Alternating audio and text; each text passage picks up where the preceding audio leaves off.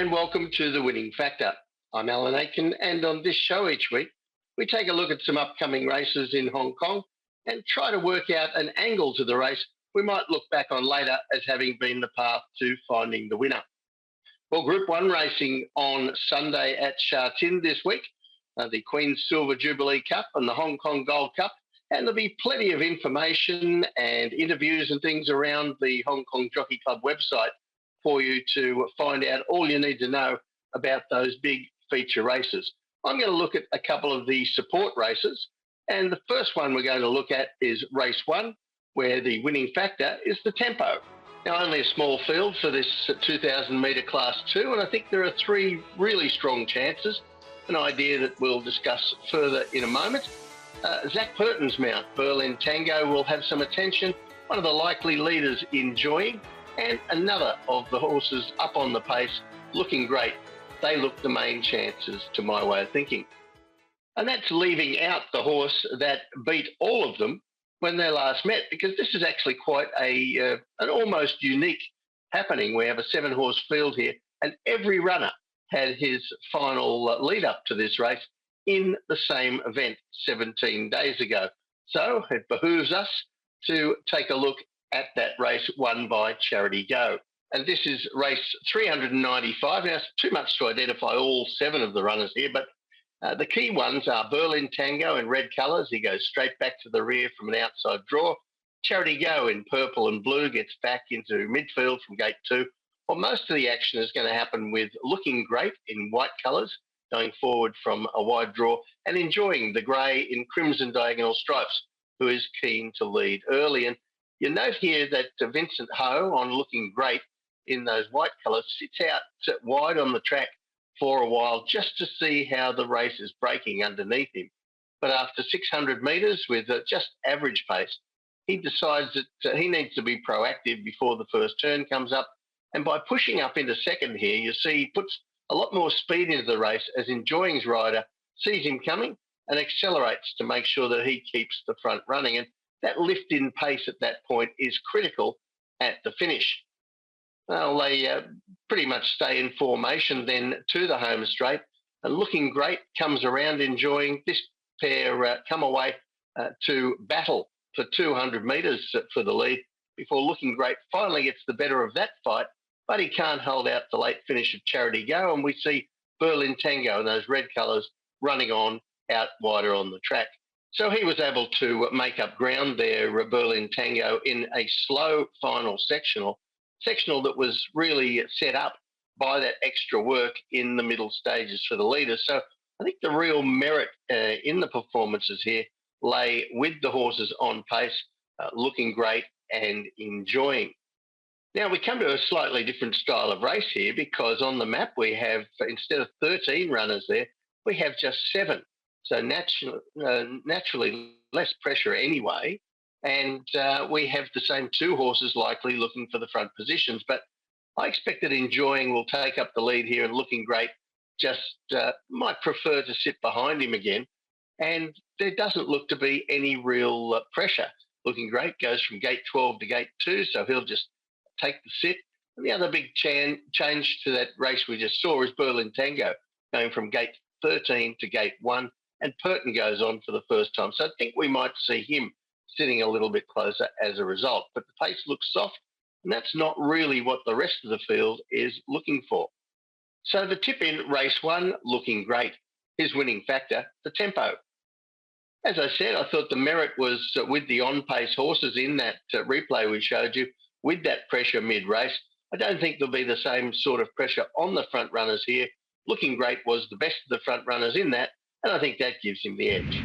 The other race I want to take a look at on Sunday is race 9, and our winning factor here, the gear change. Now, this is a pretty handy-looking Class 3 field, and I feel sure that Zach Burton's mount, Captain Win, will command the most attention. But there are good prospects too for the former Brazilian horse, Pegasus General, after a good Hong Kong debut. Crossford from the John Size Yard has won his last 2 attempts at the Sha Tin 1600. And Prime Minister finally gets a better draw on Sunday. And sure, there will even be some fans for horses like Ezra and Chevalier Prince down in the weights. Well, Prime Minister steps up to 1,600 metres here. He was an impressive winner running on at 1,400 metres 2 starts ago. And then last start, the one we're going to look at now, is a race where he was totally disadvantaged by the shape of the pace. So this is race number 365, and he's in white colours with an orange cap, gate 14 here, Prime Minister. And he's in no hurry early, as has been his style.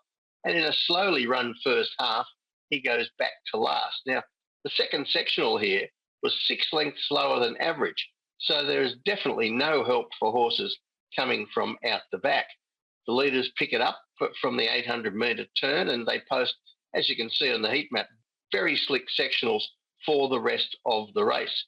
Derek Lung on Prime Minister, well, he cuts inside around the home turn, trying to save some ground on Prime Minister, but he just has too much to do from back there, and it's actually a pretty good effort to get past half the field.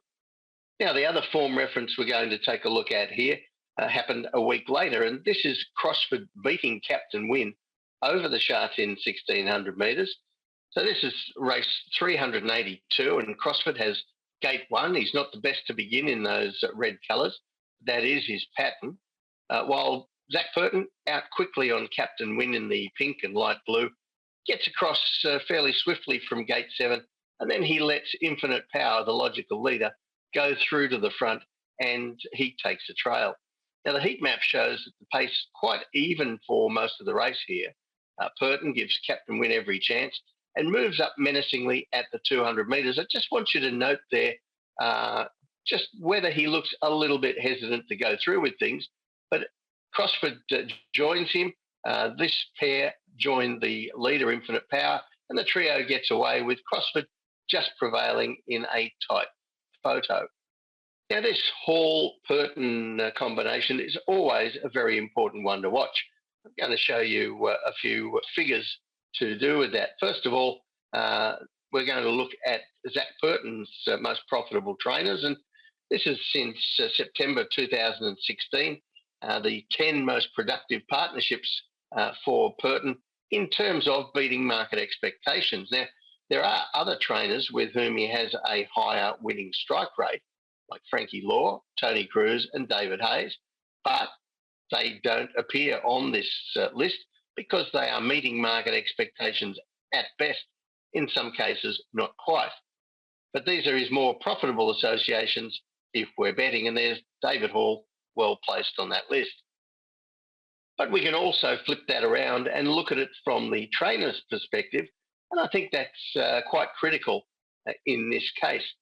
So here is, over the same time period, David Hall's winning jockeys, and you certainly notice in Hong Kong many trainers use a range of jockeys overall, but rely on one or two to bring home the winners, and so it is with David Hall. In this time, he's had 168 winners. 98 of them have been piloted by either Zach Burton or Matthew Poon, Hall's former apprentice. But we also see that Burton, and to a lesser extent Alexi Bedell, are the ones showing an advantage for punters on David Hall-trained runners. Now, harking back to that replay that we saw of Crossford beating Captain Win, I think there was a point in the straight where anyone would have thought that Captain Win was going to win the race, and he looked just a little bit hesitant to go through with things.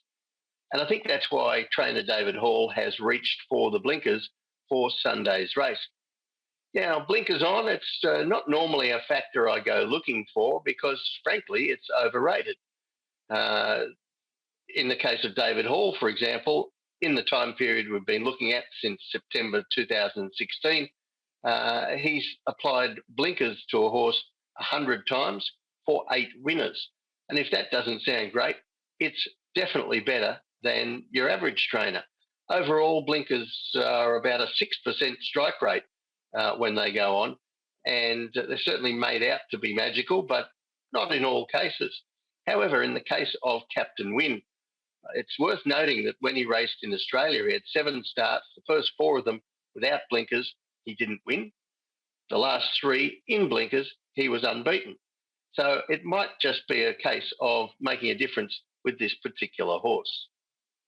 Now, when we look at the map, Once again, I see Infinite Power as going looking for the lead, but he has a wide draw this time, and he has a few inside him to get around before he finds the front. So that should set up to a worthwhile pace.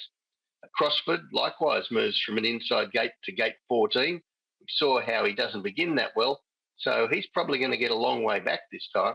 And Pegasus General, he also has to deal with a wide draw.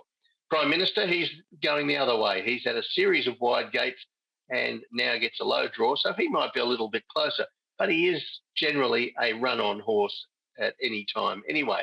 So I think we're going to see Captain Win in just the right spot. So the tip in race 9, Captain Win. His winning factor, the gear change.